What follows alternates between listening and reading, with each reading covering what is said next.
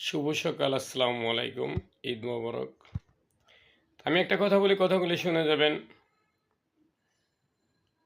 এই দেশে যত মেয়েরা পরকীয়া করে, শুধু আমাদের মতন পুরুষের জন্য।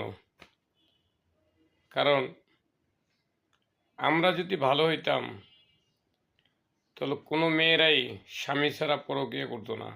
কারণ আমাদের কিছু দোষ আছে ভাই।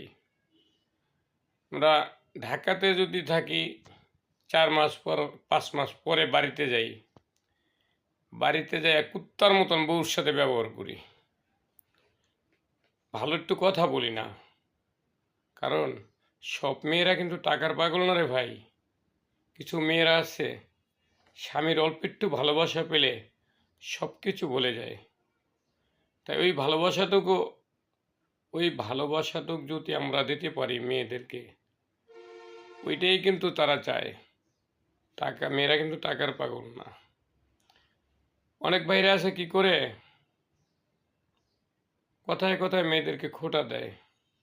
হয়তো তার বাবার বাড়ি আর্থিক সমস্যা ছিল, আপনি একটু ভালো, তখন খালি কি বলতো বলেন আপনারা, "হ্যাঁ, গরিবের ঘরে জন্ম নিছস, আইসস ভালো, পাইছস আমারে, যেমনি এমনি করস।" এটা কোনো দিন বলবে না ভাই। বউকে কোনো দিন খোঁটা দিবেন না। সে হলো একটা আদরের মানুষ। তাকে আদর করবেন, তাকে সম্মান করবেন, তাইলে তো আপনার সংসার ভালো থাকবে। আপনি 3 মাস 4 মাস পরে বাড়িতে যায়া নাক টেনে ঘুমাইবেন, বউ আছে না না আছে তার কাছে কোনো কথা বলবেন না। এটার জন্যই কিন্তু এরকম সমস্যা আসে।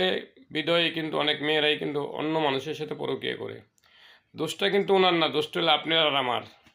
বউর সাথে ভালো ব্যবহার করি না, তার মনের চাহিদা যদি আমরা নামিয়ে দিতে পারি, তাহলে তো পরকীয়া করবি। তাই এখনও বলি, মেয়েদের কোনো দোষ দেন না, নিজেদের দোষ দেন।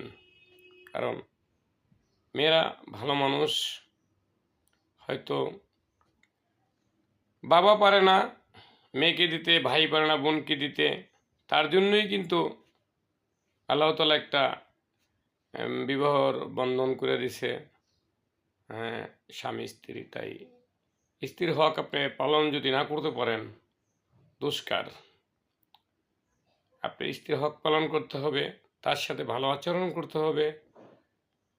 হয়তো আপনি টাকা পয়সা না দিতে পারেন, মুখের হাসি ডুব, তার সাথে সুন্দর ব্যবহার, সেটা তো দিতে পারবেন। সেটাও যদি না পায়,